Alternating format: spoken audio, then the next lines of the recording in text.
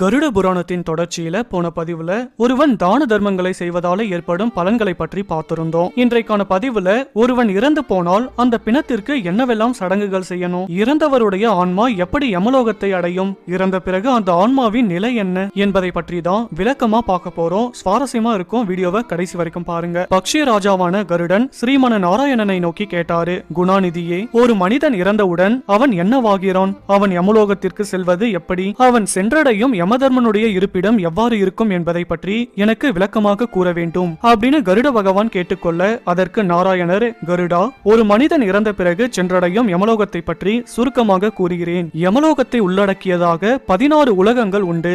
அவை அனைத்துமே மிகவும் பறந்து விரிந்து இருக்கும். பூமிக்கும் யமலோகத்திற்கும் இடையே 80,000 காத தூரம் உள்ளது. கருடா, ஒரு மனிதன் இப்பூ உலகில் வாழ்ந்து நன்மை மற்றும் தீமைகளை அனுபவித்த பிறகு அவன் செய்த வினைகளுக்கு ஏற்ப மரண நிலைக்கு தள்ளப்படுகிறான். ஒருவன் நோயில் விழுவது அவனது பூர்வ வினைகளின் பலன்தான். மரணமும் அவன் செய்த பாவ புண்ணியங்களுக்கு ஏற்பவே நிகழ்கிறது. ஒவ்வொரு மனிதனுக்கும் அவன் செய்த கர்மங்களின் பலாபலன்களுக்கு ஏற்பவே மரணம் நிகழவும் செய்கிறது. ஒருவன் மரணம் அடைந்துவிட்டால் அவனது இறந்த உடலுக்கு என்னென்ன செய்ய வேண்டும் என்று இப்போது கூறுகிறேன். இறந்தவன் உடலை பசுஞ்சாணம் மெழுகி தூய்மைப்படுத்தப்பட்ட இடத்திலேயே கிடத்த வேண்டும். இறந்தவன் உடலை சுற்றி எல்லையும் தற்பை புல்லையும் தூவி வைக்க வேண்டும். துளசி இலைகளையும் சால கிராமத்தையும் அவன் உடலருகில் வைக்க வேண்டும். சாம சூக்தத்தை அந்த உடல் அருகே யாரேனும் அமர்ந்து பாராயணம் செய்ய வேண்டும். சிறிதளவேனும் தங்கத்தை இறந்த உடலின் மீது வைக்க வேண்டும். வாய், நாசி துவாரங்கள், கண்கள் மற்றும் காதுகளில் சிறிதளவு தங்கத்தை வைக்க வேண்டும். துளசி இலைகளை மரித்தவனுடைய இரு கைகளிலும் கழுத்திலும் வைக்க வேண்டும்.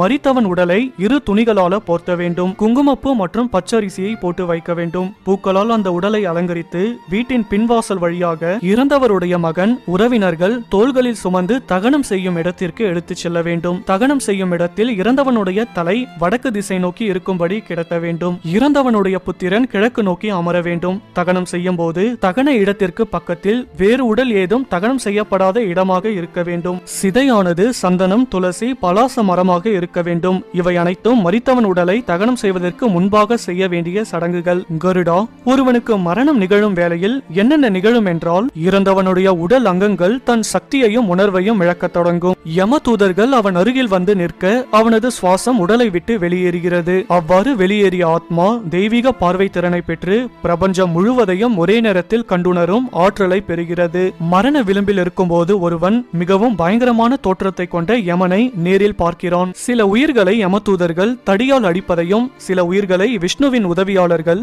நல்ல முறையில் அழைத்துச் செல்வதையும் காண்கிறான். மரணம் நிகழ்ந்த பிறகு கட்டை விரலின் அளவு உடைய ஜீவனானது ஸ்தூல உடலிலிருந்து யம தூதர்களால் வெளியே பறிக்கப்படுகிறது. அப்படி வெளியேறிய ஜீவன் தான் இதுவரை தங்கியிருந்த உடலை பார்த்து கதறி அழுகிறது. சுவாசமும் வாழ்வும் இல்லாமல் போன தன் மனைவி, புத்திரன் மற்றும் உறவினர்களாலும் கூட தீண்ட தகாதபடி வெறுப்புற வைக்கும் ஜடமாக மாறிப்போன தன் உடலை பார்த்து அது தேம்பி தேம்பி அழுகிறது. இதுவரை நான் தங்கியிருந்த இந்த உடலை இனி புழுக்கள் தின்னுமோ, அல்லது அழுகி மலக்குப்பையாக மாறுமோ, அல்லது எரிந்து சாம்பலாகி போகுமோ என்று அந்த ஜீவன் பரிதவிக்கிறது. கருடா, மரணம் வந்த மறுகணமே மனித உடல் அழிவை எதிர்கொண்டாக வேண்டும். இதுவே விதி. அப்படிப்பட்ட நிலையற்ற உடலை பற்றி மனிதன் பெருமை பேசுவது சரியா? ஒருவன் செல்வத்தை பெறுவதன் காரணமே அவன் பிற உயிர்களுக்கு உதவுவதற்காகத்தான். அவன் பேசும் சக்தியை பெற்றிருப்பதே உண்மையை பேசுவதற்காகத்தான். அவன் பெற்ற வாழ்வே இறைஞானம் பெற்று நீங்கா புகழை அடைவதற்காகத்தான். அவன் உடலை பெற்றிருப்பதே பிறர் மீதான கருணையோடு நற்செயல்களை செய்வதற்காகத்தான்.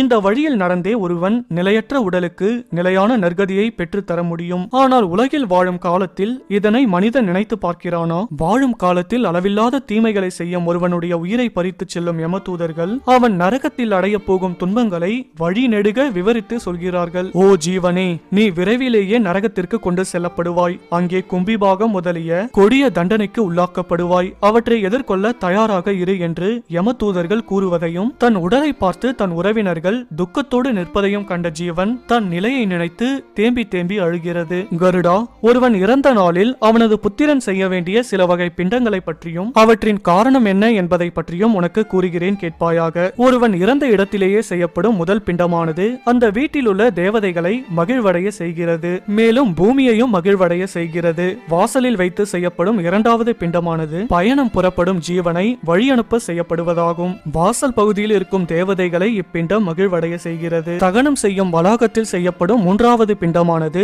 கேகரா என்னும் தேவதையை மகிழ்வுற செய்கிறது. பிணத்தை கிடத்தும் இடத்தில் செய்யப்படும் பிண்டமானது பூத தேவதையை மகிழ்வுற செய்கிறது. இந்த பிண்டத்தை செய்வதன் மூலமாக இறந்தவனுடைய ஜீவன் மீது பூத தேவதை சிநேகம் கொள்கிறது. இதை செய்வதன் மூலமா பிசாசுகளும் ராட்சசர்களும் யக்ஷர்களும் இறந்தவனுடைய உடலை அக்னி தேவன் ஏற்றுக்கொள்ளும்படி பரிசுத்தம் அடைய செய்கிறார்கள். அடுத்து சிதையின் அருகில் செய்யப்படும் பிண்டமானது இறந்தவனை பிரேத நிலைக்கு எடுத்துச் செல்கிறது. இந்த பிரேத நிலையை சிலர் சாதக நிலை அப்படின்னு சொல்லுவாங்க. இந்த 5 பிண்டங்களை செய்வதாலேயே இறந்தவன் உடல் அக்னியில் எரிப்பதற்கான தகுதியை பெறுகிறது. கருடா, அடுத்து 3 வகை பிண்டங்கள் உண்டு. முதலாவது இறந்தவன் மரணம் அடையும் வேளையில் செய்ய வேண்டிய பிண்டம். அடுத்தது இறந்த இடத்திலிருந்து தகனம் செய்யும் இடத்திற்கு எடுத்துச் செல்லப்படும் பாதி வழியில் செய்யப்பட வேண்டிய பிண்டம். இந்த 2 பிண்டங்களும் பிரம்மா, விஷ்ணு, யமதூதர்கள் ஆகியோரோடு தொடர்பு உடையவை. மூன்றாவதாக தகனம் செய்யும் இடத்தில் செய்யப்பட வேண்டிய பிண்டம். இது இறந்தவனுடைய உடலை அனைத்து வித அசுத்தங்களிலிருந்தும் விடுவிக்கிறது. இப்படிப்பட்ட பிண்டங்களை செய்த பிறகே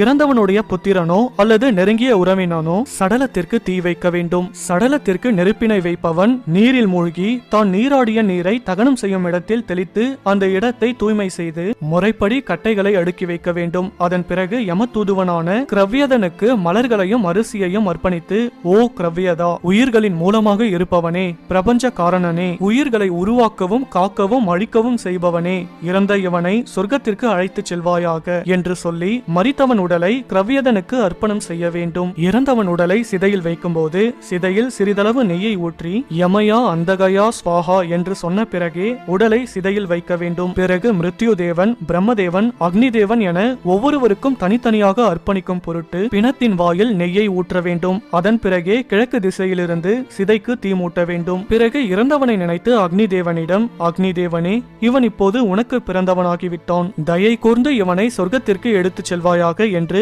வேண்டிக் கொள்ள வேண்டும். சிதைக்கு தீயிடும் புத்திரன் அந்த இடத்திலேயே வாய்விட்டு அழ வேண்டும். அதன் மூலம் இறந்தவனுடைய ஜீவன் மன ஆறுதல் கொள்ளும். கருடா, பிணத்தை தகனம் செய்த பிறகு சில சடங்குகள் உண்டு என்பதை அறிவாயாக. தகனம் செய்யப்பட்ட மறுநாள் எரிந்த உடலிலிருந்து எலும்புகளையும் சாம்பலையும் சேகரிக்க வேண்டும். சிதைக்கு தீ வைத்தவன் தான் உடுத்தியுள்ள ஆடைகளோடு தலைமுழுகி இறந்தவனை நினைத்து எள்ளும் தண்ணீரும் இறைக்க வேண்டும். தகனத்திற்கு வந்த உறவினர்கள் மரித்தவனுடைய வீடு வரை மீண்டும் வந்து அவனது குடும்பத்தினருக்கு ஆறுதல் கூற வேண்டும். கருடா, அதன் பிறகு தகனம் செய்த இடத்தில் சிறிது பாலை தெளிக்க வேண்டும். அந்த வேளையில் புத்திரன் அழக்கூடாது. அவ்வாறு அழுவானாயின் இறந்தவனுடைய ஜீவனை அந்த பாலை உண்ணும்படி வற்புறுத்துவதாகும். சிறிதளவு பாலையும் தண்ணீரையும் கலந்து வீட்டின் கூரையில் தெளிக்க வேண்டும். இவ்வேளையில் இறந்தவனுடைய ஜீவன் தான் உலகத்தில் வாழும் காலத்தில் செய்தவற்றையெல்லாம் நினைத்து மீண்டும் ஒரு உடல் தனக்கு கிடைக்காதா என்று ஏங்கும். ஆனால் அப்போதே அந்த பிரேத ஜீவனை யமதூதர்கள் எடுத்துச் செல்ல வந்து விடுவதால் அந்த ஜீவன் தகனம் செய்யப்பட்ட இடத்தையும் தான் கிடத்தப்பட்டிருந்த வீட்டின் புழக்கடையையும் பார்த்து ஏங்கி தவிக்கும்.